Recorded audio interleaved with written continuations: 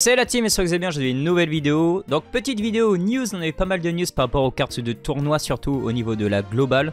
Donc là on va vraiment faire exclusivement les cartes de la globale. Je pense que je ferai plusieurs vidéos, mais vous savez, des vidéos soit axées sur les cartes japonaises, les cartes globales, les benders, voilà. Je mettrai toutes les cartes ou tous les produits d'un même thème ensemble directement, je pense que ce sera plus simple pour se repérer. Donc là on va faire le tour de toutes les sorties et dans l'ordre des sorties. Vous allez voir, il y a quelques trucs vraiment intéressants sur certaines cartes. Il y a de belles surprises que Bandai nous ont faites. Donc la première chose dont on va parler, c'est le Bandai Game Fest 2023-2024.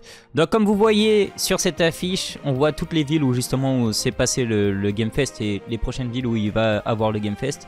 Donc là il restera deux dates justement, donc c'est en février à Taipei et en mars au Japon.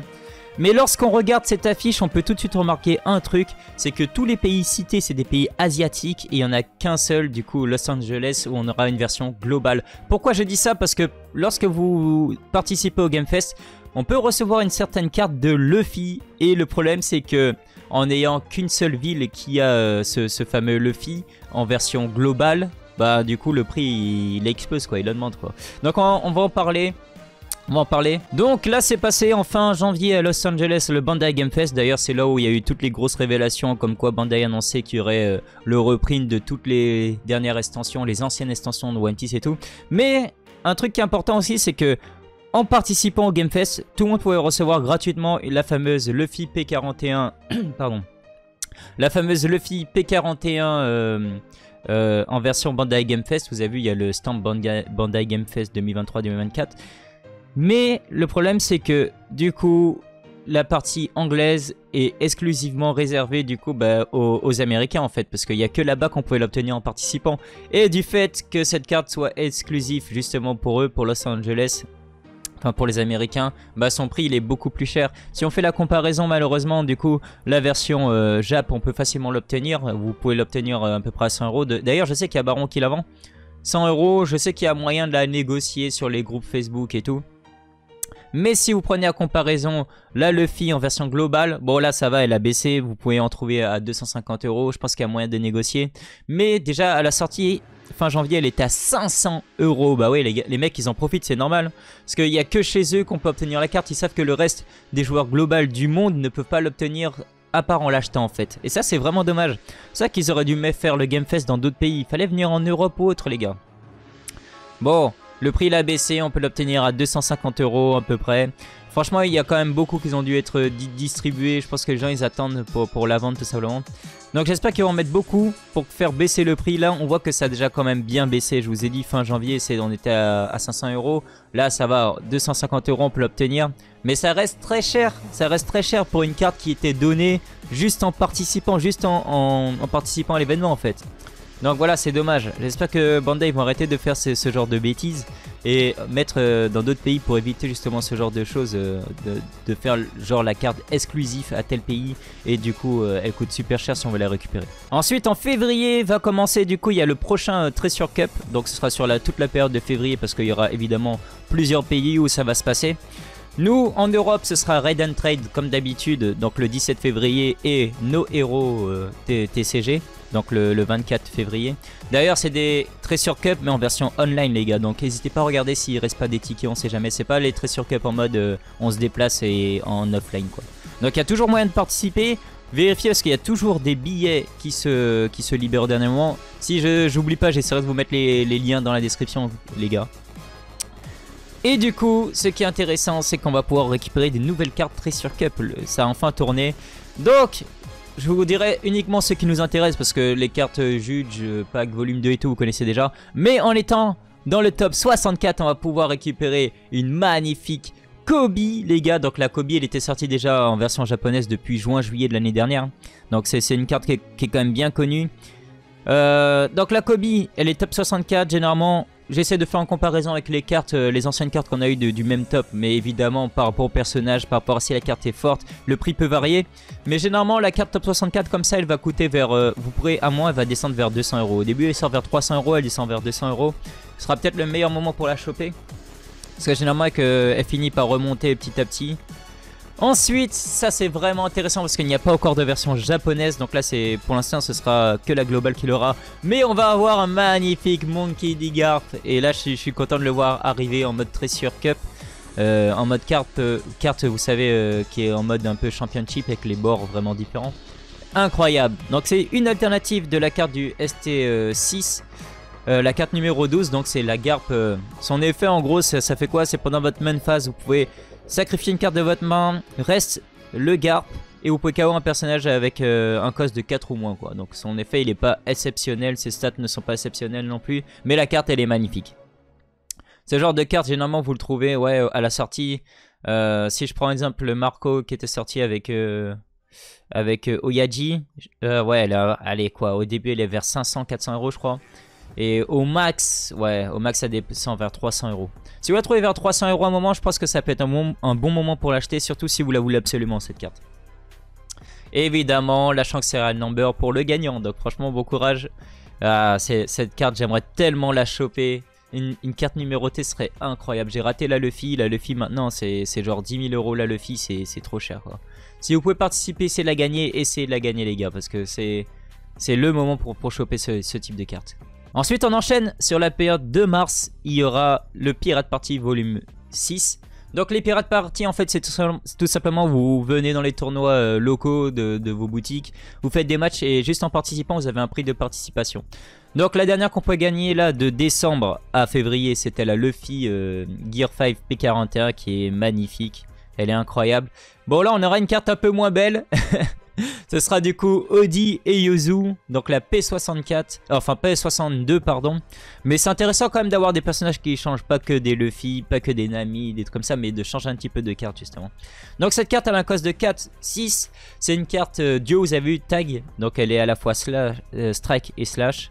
Son effet c'est une fois partout vous pouvez rester donc un personnage adverse avec un cost de 4 ou moins. Ce personnage aussi gagne plus 1000, donc c'est intéressant parce que vous avez comme un cost de 4 à 7000 de puissance qui reste un personnage adverse avec un cost de 4 ou moins, donc ça c'est déjà fort.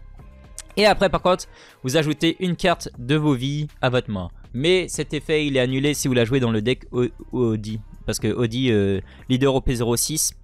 Du coup il peut annuler ça, vous récupérez pas de carte de vos vies pour les mettre dans votre main avec Odi. Donc voilà, c'est aussi pour nerf la carte parce qu'elle est quand même forte pour éviter de la jouer dans d'autres decks, dans les Arlong et tout, comme ça vous évitez de perdre des vies quoi. On reste sur la partie de mars et là ça va faire mal les gars, là c'est vraiment intéressant. Comme vous savez, là, donc le 8 mars, il y aura la sortie de l'extension OP06 anglais, qui va faire très mal parce que je rappelle que la carte manga, c'est Zoro. Donc juste ça va hyper les gens. Et on va rester dans le thème de Zoro parce que à chaque sortie d'une nouvelle extension, vous avez les avant-premières comme d'habitude. Et pendant ces avant-premières, justement, vous pourrez récupérer quelques cartes qui sont pas mal. Donc là, la période sera du 8 au 14 mars. Donc n'hésitez pas à contacter vos boutiques pour demander quand est-ce qu'eux ils l'organisent. Pendant le tournoi, en plus, ce qui est cool, c'est que normalement, les gens, ils peuvent récupérer une display. Ils peuvent acheter une display. Et en plus, quand ils achètent une display, ils auront un pack pré-release en plus de données, quoi. Bon, c'est pas tout le temps. Je crois que c'est l'OP05. Il y en a beaucoup qui n'ont pas eu de display en participant aux avant-premières. Donc voilà. Donc juste en participant, vous pourrez gagner du coup une fameuse Zoro P45. Donc franchement, elle est magnifique. Avec un petit booster pré-release OP06. On est déjà à l'OP06. Eh, ça va vite les gars, ça va vite. Mais surtout, la fameuse carte winner, elle est incroyable. Mais comment elle est magnifique. La Zoro du coup P45 en version super pré-release winner. Cette carte, je pense qu'elle va coter parce que déjà c'est Zoro, parce que l'artwork il est magnifique. Franchement, elle est incroyable la carte. Par contre, la carte en elle-même, elle est pas très forte. 6 de cost, 7000 de puissance, counter à 1000 et elle a juste banish. Franchement, c'est pas incroyable quoi. Mais la carte, elle est magnifique pour la collection, incroyable. Et enfin, très fort, Bandai. Parce que là, du coup, le pré-release, il finit le 14 mars. Et le 15 mars, on enchaîne directement sur le Store Tournament Volume 6. Et là, il y a une particularité et ça, je trouve ça vraiment cool. Vous savez, les Store Tournament, ça change tous les 3 mois. Bah, comme la Pirate Party et tout. Tous les 3 mois, on change un petit peu de cartes. Cette fois-ci, en participant, on pourra récupérer un tournoiement pack volume 6. Donc ça, c'est... J'aime beaucoup le pack aussi parce que d'habitude, les packs, vous savez, des tournois, ils sont noirs. Là, le pack, il est blanc. Et 4 nouvelles cartes qui sont vraiment cool. Et ça fait plaisir de changer un petit peu. de personnages. C'est pas des personnages qu'on voit forcément beaucoup. Donc déjà Hachan, un magnifique Hachan là qui a 4 de cost, 4000 de puissance, counter à 2000. Et Trigger, du coup on peut jouer Hachan directement. Donc ça c'est évidemment à jouer avec Erlang. Est-ce qu'il va être joué? Je sais pas, mais en tout cas il est intéressant parce qu'il a même son petit counter à 2000. Il peut être intéressant. Il aurait été à 5000, ça aurait été parfait. Ensuite, petite Kaya, 1 de cost, 0 de puissance, counter 2000. On play, vous pouvez piocher 2 cartes et trash 2 cartes de votre main. Donc ça, parfait avec le deck Nami, tout simplement. Ensuite, on enchaîne sur Fukuru. Donc 3 de cost, 3000 de puissance, counter à 1000. Cette carte, c'est un bloqueur et elle ne peut pas être KO par des effets de cartes. Donc elle peut être vraiment intéressant, un petit bloqueur qui ne peut pas être KO par des effets de cartes. C'est toujours intéressant, quoi. Ça peut être joué. Et on finit par la magnifique Shirahoshi, 5 de cost, 0 de puissance, counter à 1000. On play, vous pouvez piocher 3 cartes et en trash 2 de votre main. Donc ça c'est pas mal pour refaire un petit peu votre main. Et en plus elle a un trigger, vous pouvez jouer cette carte directement. Donc elle est quand même intéressante. Mais là la grosse surprise c'est qu'ils ont changé les visuels des cartes winner. Et maintenant les cartes winner je les trouve sublimes. Elles sont beaucoup plus belles que les cartes winner japonaises. Alors il y a un truc intéressant, un fait intéressant aussi. Enfin il y a même plusieurs faits intéressants par rapport à ça. Bah déjà comme vous le savez les cartes winner on a toujours les mêmes cartes en version japonaise pour le tournament pack. Par contre la carte winner on n'en a qu'une seule à chaque fois en japonais. Là en japonais c'est Kaya qui avait été choisi. Et un truc qui est vraiment intéressant c'est qu'ils ont changé le visuel des cartes. Parce que jusqu'à maintenant que ce soit du tournament volume 1 jusqu'au tournament volume 5 on avait forcément la même carte winner. On avait le même visuel sur les cartes winner global, mais avec juste winner en plus. Donc là je vous montre des exemples en même temps. Exemple Luffy, la dernière Luffy qu'on vient d'avoir là en version winner. Bon la globale on a les 4 winner, mais là je prends Luffy parce que c'était elle la version winner pour la Jap. Vous avez vu c'est le même visuel mais ils ont rajouté winner. Ben là on a un changement complet de visuel les gars, incroyable. Et je les trouve tellement plus belles, elles sont tellement plus belles que les dernières. Avant en fait ils mettaient le globe terrestre que vous avez derrière avec la couleur de la carte. Donc si c'était une carte bleue, le globe c'est enfin toute l'arrière de la carte c'était bleu, c'était rouge. Une carte rouge, bah, tout était rouge.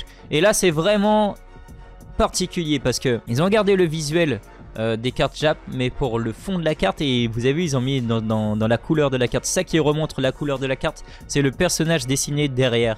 Mais vous avez le personnage devant comme avant. Et franchement je trouve... c'est vraiment une bonne idée, c'est vraiment, ça donne vraiment un très très beau visuel. J'adore, franchement j'adore. Et c'est cool parce que il y a moyen que cette année ça reste sous ce format les gars. Pourquoi je dis ça? Parce que évidemment on vient d'avoir l'anniversaire de One Piece Card Game anglais. Donc en décembre on a eu l'anglais, le premier anniversaire. Et là le tout premier tournoi après l'anniversaire, donc le tournament volume 6. Changement de visuel des cartes winner. Donc ça c'est génial. J'attends de voir le volume 7 pour confirmer. Mais il y a moins que cette année du coup on reste sur ce visuel et que chaque année Bandai change le visuel des cartes winner. Et ça serait incroyable parce que ça donnerait vraiment une partie un petit peu unique justement aux cartes winner de chaque année. Et ça serait incroyable à chaque fois. Franchement ce serait cool parce qu'à chaque fois que tu verrais une carte winner tu dirais ah ça c'est la carte winner de l'année numéro 2 de One Piece Card Game. Ah ça c'était la première année de One Piece Card Game et tout. Ce type de leader et tout. Ce serait vraiment cool et ça donnerait vraiment un petit côté unique justement à ces cartes winner. Donc voilà c'est tout pour cette petite vidéo news. Donc je trouve ça vraiment cool que Bandai fasse quand même des efforts là comme pour les cartes winner là que je vous ai montré de changer un petit peu parce que évidemment ça fonctionne bien. Il serait resté sur les anciens visuels, ça aurait tout aussi bien fonctionné. Mais c'est cool qu'ils soient investis pour un peu changer les visuels, continuer à faire vivre le TCG comme ça. C'est vraiment un bon point de la part de Bandai. Donc voilà, nous on va s'arrêter là les amis sur cette petite vidéo news. J'espère que vous aussi vous kiffez les cartes. N'hésitez pas à me dire les cartes que vous kiffez vous aussi. Moi franchement les winners je vais essayer de les choper. Pourquoi pas la petite garpe? La Shankserial Number sera trop chère mais au moins la petite garpe on peut essayer d'aller la récupérer quand on va bien descendre. Et voilà on va s'arrêter là pour cette petite vidéo et nous on se retrouve une prochaine fois pour une prochaine vidéo. Tchuss.